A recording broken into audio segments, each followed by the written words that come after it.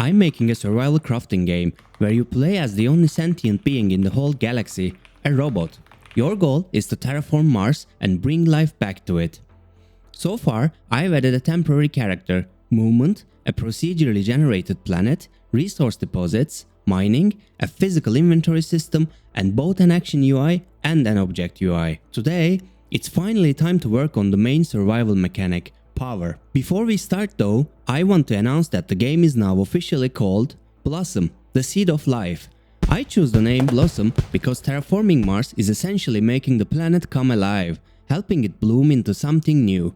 The Seed of Life part refers to humanity's final effort before extinction, sending seeds and genetic material for every known plant and animal to Mars, hoping one day life could begin again. I think it captures both the goal and the emotional weight behind the story. It might change in the future, but for now it feels okay. Also, Blossom, the Seed of Life now has an official Steam page.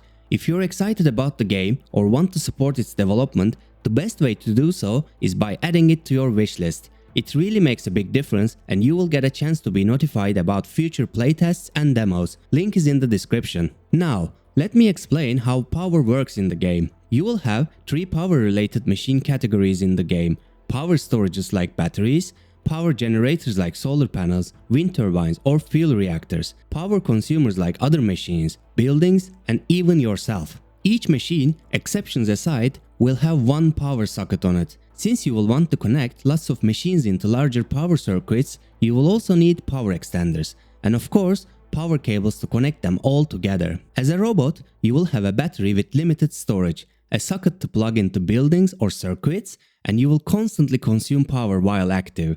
Actions like sprinting or mining will increase that consumption. Let's start building one by one. First, I need a way to display the robot's current power. I tried a few ideas but eventually decided to move the power display into the robot's backpack. That required redesigning the backpack and moving the item slots to the sides instead. This is how it looks now. I also added a bar on top to show the rate of power change. If it is red, you're losing power. If it is green, you're gaining power. The further the bar, the stronger the change. After some coding, robot is now actively consuming power, even when it's idle. When I sprint, robot lose power faster. This is the trade-off I mentioned in the very first devlog. Mining also drains power while using your laser beam. Harder resources take longer to extract, so you will lose more power mining them. I want players to pay attention to what they are mining, instead of mindlessly mining everything they see on their way. Let's create a battery now. Before I work on the model, a quick note on machine sizes. Every machine comes in small, medium or large versions. Bigger machines are more powerful and efficient, and you will unlock them later through the blueprint system, which will tie into terraforming, but more on that in a future episode. Now, I have some Blender experience, but I'm not a 3D modeler, and while building this massive game, I don't have time to model everything from scratch myself, so I decided to get help from an asset pack. But before you rage on comments, I want to assure you that every model will get edited to fit the game style and everything in the game will look cohesive and unified. Also, there will be a lot of models that I won't find readily made, so I will model those myself in the same style. And finally, these are the battery models I came up with. This is how they look side by side in the game. I also added power progress bar on them using Unity UI. Right now, I'm spawning them through a debug panel, but eventually you will be able to 3D print them anywhere if you have the materials and power. Next, I need cables to connect things. Unreal has a great cable system. Unfortunately, Unity doesn't seem to have one. It looks like I can use line renderers to mimic cables, but I want real physical cables, ones that react when you walk into them or when you are carrying them around. After struggling to create one myself, I used an asset that simulates rope physics using particles. It is very efficient and realistic, although it took a lot of effort to turn them into the cable system that I'm happy with. Before I show you the cables, I had to create power sockets. I created this model and I created a small system that automatically adds a power socket to any machine, including the robot itself. Now, the robot can plug into any socket and the cable connects automatically. When 2 or more machines are connected, they form a power circuit. Circuits share all the power machines connected together. Let's add another battery and connect them. This setup doesn't make much sense gameplay wise, but it shows how it works. You can disconnect either cable manually. You can also delete them manually as well, or they will auto-remove after a few seconds. Remember the power extenders I mentioned earlier? These are the final models I came up with. Small ones have 4 sockets, medium has 6 and large one has 8 sockets. Now, with the same battery setup, let's introduce a small power extender and connect everything together. Right now, this circuit has 150 power capacity, 50 from each of the batteries and 50 from the robot itself. Now I need a way to recharge the robot. The system is easy to build, but there is a problem when multiple batteries are connected. With one battery, it's simple. Drain power directly and add the power to the robot. With 2 or more, I could drain them one by one, but that creates strategic problems. A player might want to save a battery for something else, and random draining like this will ruin that. So instead, I now drain all batteries equally. It's also easier to see visually how much total power you have. Next up, power generators. If you have been following the devlogs, you heard me talk about solar panels. I split these models into top and bottom parts, so the top can follow the sun's movement due to planetary rotation. Since I already have a system for power sockets, adding them to the panels was easy. After a few hours of coding, the panels now follow the sun and stop generating power at night. I also added a UI to show solar panel info. Now, wind turbines. These were a bit tricky as whatever I did, models did not look good enough. Eventually, I ended up with these ones with variety of blades on top. They generate power from wind, but if you noticed, compared to solar panels, they don't generate much right now. That's because Mars has a thin atmosphere. As you terraform and increase atmospheric pressure, wind turbines will become more effective. Also, they work at night, so they are super useful. Now, it's time for some polish. First, some sounds. I got a lot of feedback about improving the sounds throughout the game, especially the footsteps on previous devlogs, and I will definitely work more on this. I know solar panels are mostly silent in real life, but I think adding an ambient sound to them will increase immersion.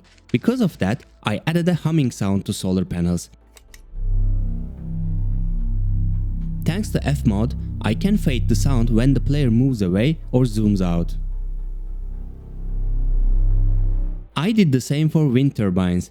I researched how they sound in real life, and this was the closest I can get using different noise generators.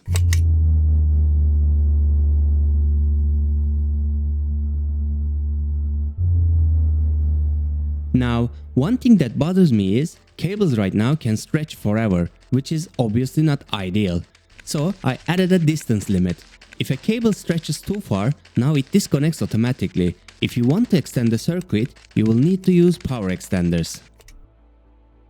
After playtesting everything for a while, I realized once I had a few machines connected together, I want to see some quick to access information, like is this circuit has enough power stored or has enough generation. To solve this issue, I added a UI to the power extenders. When you stand near one, you can see the full status of the circuit. Super helpful. But there is one more problem.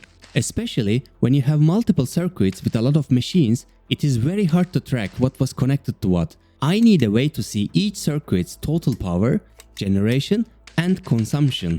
After a lot of thinking, I came up with a solution, an overlay system. In the bottom right corner of the screen, I added an overlay toggle. Right now, I only have one, the power overlay. Press 1 on the keyboard or up on the D-pad to toggle it. The overlay assigns colors to each circuit, so you can instantly see which machine belongs to which circuit. I also added a force run option on the UI elements, so the closest power extenders UI shows automatically for each circuit. Now all the power related info can be easily and quickly accessible. This was a lot of progress, and I'm really happy to finally get some real content along with the core survival mechanic in the game. But before I go, there is one last thing I want to show you. What happens when your robot runs out of power? Right now, nothing. So let's fix that. First, I added a low power warning. The bar on your backpack is helpful, but sometimes it is not visible, like when zoomed out. So I added some full screen effects using post-processing. When you're low on power, the screen slowly turns black with a vignette. If you recharge in time, it returns to normal. If not,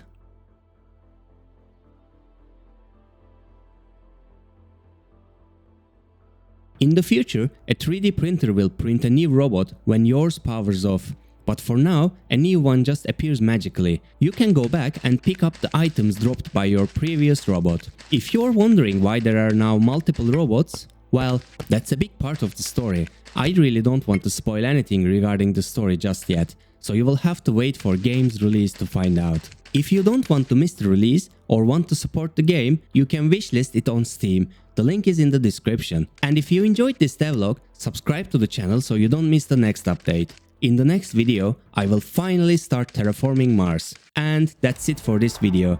Hope you enjoyed the progress so far. Let me know what you think in the comment section below.